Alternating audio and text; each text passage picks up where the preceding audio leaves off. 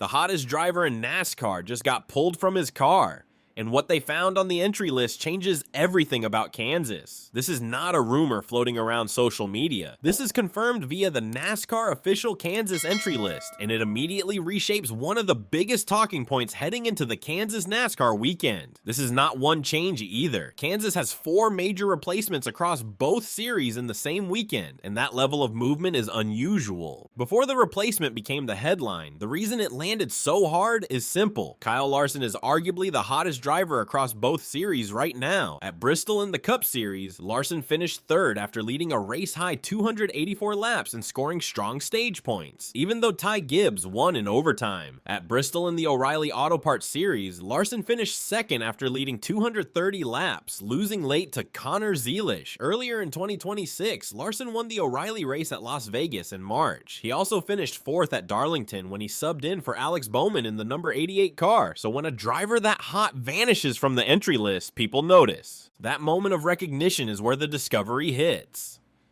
The Kansas O'Reilly Auto Parts Series entry list confirmed that William Byron will drive the number 88 JR Motorsports Chevrolet this weekend. NASCAR's official entry list said it plainly. William Byron piloting the number 88 JR Motorsports Chevrolet. That is the replacement, and that is why the story exploded the second people started reading the lineup. It is also critical to kill the wrong narratives immediately. This is not a Hendrick internal drama, and Byron is not taking Larson's Cup Series seat. Larson is not injured or in trouble.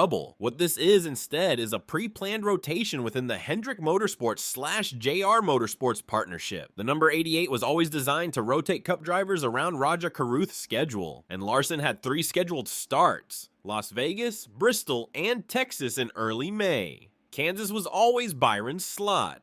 The shocking part is not that the plan existed. The shocking part is that Larson made himself so hard to take out of that car, and they did it anyway because the schedule said so. Larson already got extra work in this car this year. He won Las Vegas, ran Darlington in relief of Bowman, then came back and nearly won Bristol too. Kansas now becomes Byron's turn in the number 88 rotation, and Byron is still a major Hendrick name dropping into a JR Motorsports Chevrolet.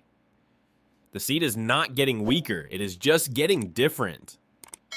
Zooming out, this move is one piece of a season-long strategy around the number 88. Raja Caruth is the primary driver of the number 88, but he is not in it this weekend. He is running the number 32 for Jordan Anderson Racing at Kansas, which is his 5th time this year in a different car. He is set to return to the number 88 at Talladega the following week. Caruth is currently 11th in O'Reilly points, 36 points above the playoff cut line, fighting for a playoff spot while being shuffled around. The number 88 is the most interesting rotating seat in the entire O'Reilly garage this season. Every week it is a question, who's in it? But Kansas is not only about Larson getting replaced. The driver who beat Larson at Bristol is also out of the O'Reilly car this weekend. Connor Zeilish, after winning at Bristol in the number 1 JR Motorsports Chevrolet, is not returning in that car at Kansas.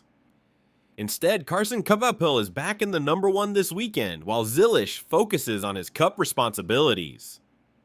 That means the driver who just denied Larson at Bristol is stepping away from the Kansas O'Reilly race, and the team is flipping back to Cavapill again. Carson Cavapill is technically the primary driver of that car, but his 2026 season has been chaos. According to the Kansas replacement reporting, he has already switched cars 5 times between different rides. Kansas marks yet another change as he returns to the number 1 after driving the part-time number 9 at Bristol.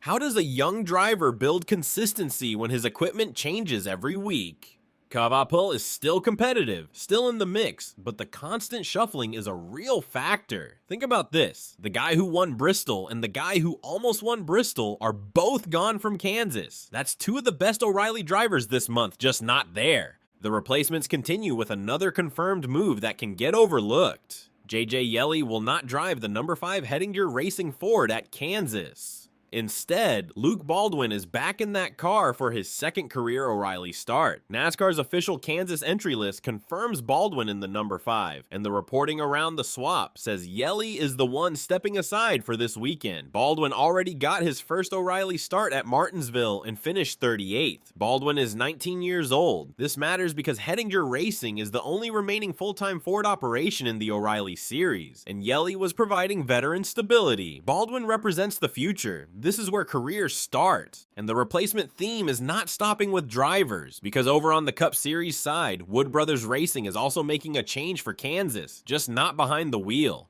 NASCAR confirmed that Matt Swiderski will serve as acting crew chief for Josh Berry's number 21 Ford this weekend because Miles Stanley is not traveling to Kansas due to personal reasons. Swiderski is not some random fill-in either. NASCAR noted that he joined Wood Brothers in the offseason as performance engineer director after 5 years as a Cup crew chief, and that he owns 3 Cup victories in that role, 1 with Daniel Suarez at Trackhouse and 2 with AJ Allmendinger at Cowlig. This matters for Berry because he sits 25th in the Cup Series standings through 8 races, and he just finished 32nd at Bristol. Crew chief changes affect pit calls, communication, race adjustments, and how a team reacts when the race starts going sideways. Kansas is a 1.5-mile intermediate track that requires precise setup and strategy. The team needed stability and got the opposite. This is the replacement nobody's talking about that could actually affect a Cup race result. Put all 4 changes together, and Kansas becomes one of the most reshuffled weekends of April. Out goes Kyle Larson, in goes William Byron in the number 88. Out goes Connor Zilish, in goes Carson Kvapil in the number 1. Out goes JJ Yeley, in goes Luke Baldwin in the number 5. Out goes Miles Stanley, in goes Matt Swiderski on Josh Berry's pit box. From far away, Kansas looks like a normal weekend, but the closer you look, the more you realize almost nothing is the same as last week. Additional context adds to the chaos. O'Reilly practice and qualifying were canceled due to weather. Kvapil starts on pole by owner points. That uncertainty only increases the pressure on every team and every driver who is already adjusting to a new assignment.